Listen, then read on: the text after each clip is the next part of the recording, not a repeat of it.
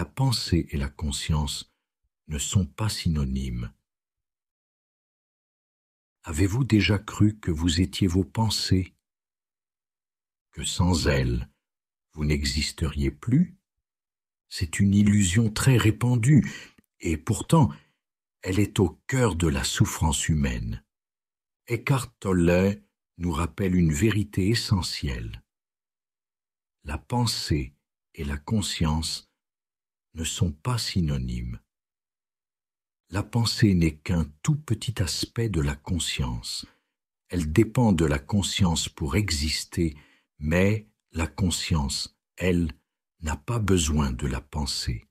C'est un point crucial, car si vous comprenez cela, vous commencez à entrevoir ce qu'est la véritable liberté intérieure. Atteindre l'illumination, c'est précisément cela, s'élever au-delà de la pensée. Cela ne veut pas dire régresser à un niveau inférieur comme celui du règne animal ou végétal. Non, cela veut dire accéder à une dimension plus vaste, plus profonde, où la pensée retrouve sa juste place, celle d'un outil. Quand vous atteignez ce degré d'éveil, vous continuez à utiliser vos pensées, mais elles ne vous utilisent plus. Vous n'êtes plus dominé par le bavardage incessant de votre mental. Vous ne vivez plus prisonnier du dialogue intérieur compulsif. La différence est énorme. Vous employez le mental consciemment, au besoin. Et quand vous le faites, votre pensée devient beaucoup plus efficace, beaucoup plus claire, beaucoup plus pénétrante qu'avant. Car vous n'êtes plus parasité par des milliers de pensées répétitives et inutiles. La paix profonde s'installe alors comme toile de fond de votre vie. Quand vous avez besoin de penser, par exemple pour résoudre un problème ou créer quelque chose, un processus particulier se met en place. Vous commencez par réfléchir, bien sûr, mais très vite, vous laissez venir des moments de silence. Vous oscillez naturellement entre la pensée et le calme, entre le mental et le vide mental. Ce vide mental, c'est la conscience pure, sans pensée. Et c'est seulement à partir de là que la pensée créative peut émerger. Car la pensée seule, coupée de la conscience plus vaste, devient stérile, mécanique, destructrice même. Mais reliée à ce grand champ de conscience, elle acquiert une puissance nouvelle. En réalité, le mental ordinaire est avant tout un outil de survie. Il excelle dans certaines fonctions: attaquer, se défendre, analyser, stocker et organiser des informations. Mais il n'est pas véritablement créatif.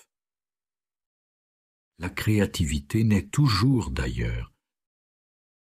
Tous les grands artistes, qu'ils en soient conscients ou non, créent à partir d'un état de vide mental, d'immobilité intérieure. D'abord vient une intuition, une impulsion subtile, jaillie du silence.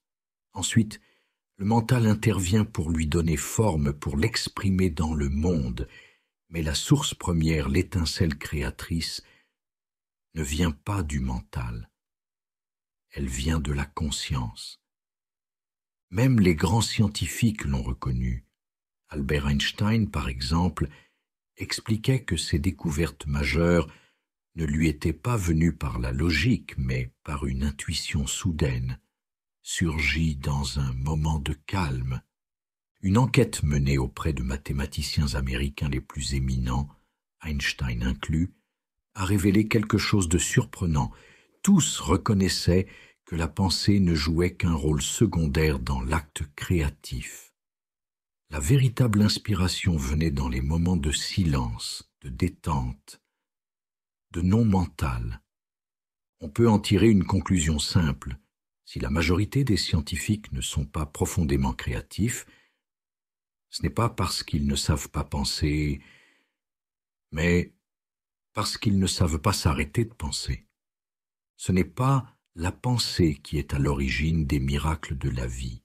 Ce n'est pas elle qui fait battre votre cœur, qui fait circuler votre sang, qui régénère vos cellules.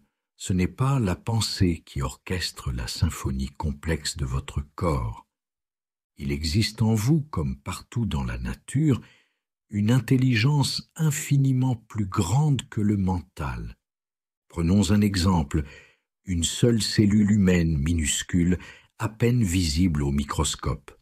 Elle contient, dans son ADN, assez d'informations pour remplir des milliers de volumes de plusieurs centaines de pages. Comment est-ce possible? Quelle intelligence mystérieuse a inscrit là ce code de vie? Et plus la science avance, plus nous découvrons à quel point le corps humain est incroyablement complexe, incroyablement harmonieux.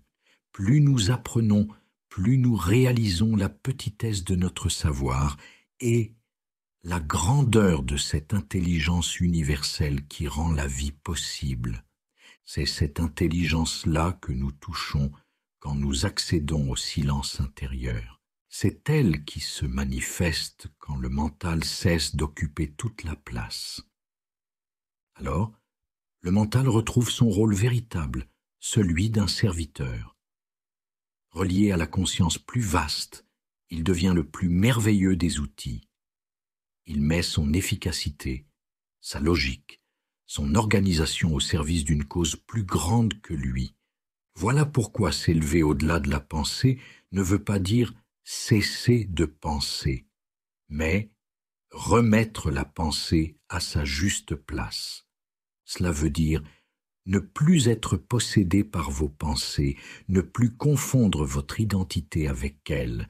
Cela veut dire vivre dans la conscience et utiliser le mental au lieu d'en être l'esclave. Et c'est cela, l'illumination.